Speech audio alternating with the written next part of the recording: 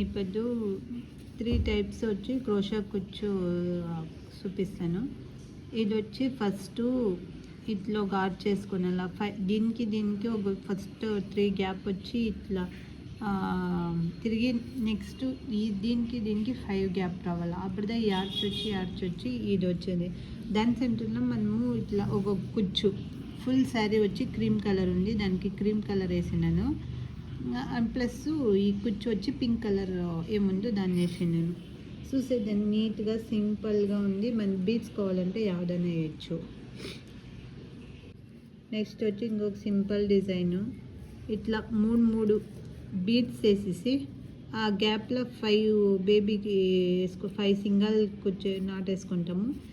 తిరిగి 3 beads 5 single not వేసుకొని దానిపైన ఇట్లా ఆర్చ్ వచ్చి ఆ ఆర్చ్కి ఒక బీట్ వస్తుంది. మనం ఇట్లా చూసేదానికి చాలా సింపుల్గా నీట్గా వితిన్ 1 అవర్ 1.5 అవర్లో ఈ డిజైన్ అయిపోతుంది. సో ఇది వచ్చి సెంటర్లో ఇట్లా వేసేసి ఇట్లా మన సెంటర్లో ఇట్లా కాంట్రాస్ట్గా మనం వేసుకుంటామంటే చాలా బాగుంటుంది. ఇది వచ్చేసి లైట్ ఆరెంజ్ వచ్చి ఉంటుంది శారీ ఫుల్. ఈ పర్పుల్ వచ్చి కొంగలా ఉంటుంది కాబట్టి ఇట్లా నేను కుచ్చేసినాను.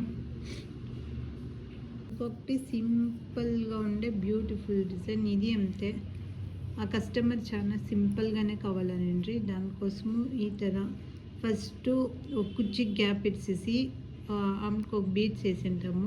ఒక కుచ్చు గ్యాప్ ఇచ్చి ఒక బీడ్స్ వేసిండాము. దానిపైన ఇట్లా ఒక 4 గోల్డ్ బీడ్స్ వచ్చినట్లు వేసుకొని సెంటర్లో సేమ్ కుచ్చు కలర్ కాంబినేషన్ 2 కలర్స్ను మాతి వేసినాను. ఇది సింపుల్గా యూనిక్గా కావాలనుకునే వాళ్ళకి ఈ డిజైన్ కూడా చాలా బాగుంటుంది.